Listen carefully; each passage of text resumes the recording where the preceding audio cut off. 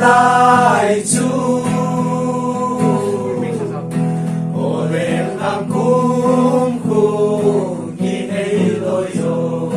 Ô lên làm cung khu kỳ hay lôi yo. Tình khảo bằng ai khi đi công xa xí lê nuôn ấy hiện. Cô linh ban sa sang sông lên.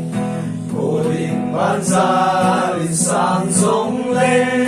Cũng số đại kinh sĩ ta lâu đi. Cũng số đại kinh sĩ ta lâu đi.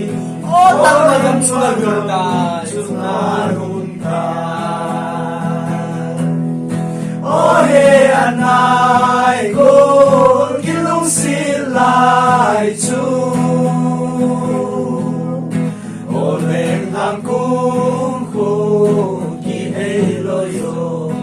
Ô lên làm cung khu kỳ hay lôi yo.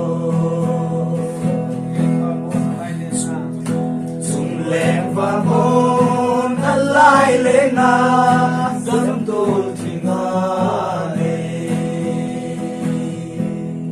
Kỳ lên ta nghe lại nâng dỗ đi.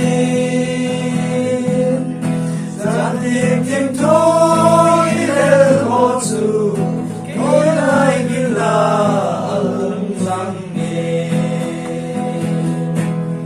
Ôi anh ai con kinh lung xin lại Chúa. Ôn lên làm cung khu kỳ hay lôi yo. Ôn lên làm cung khu kỳ hay lôi yo.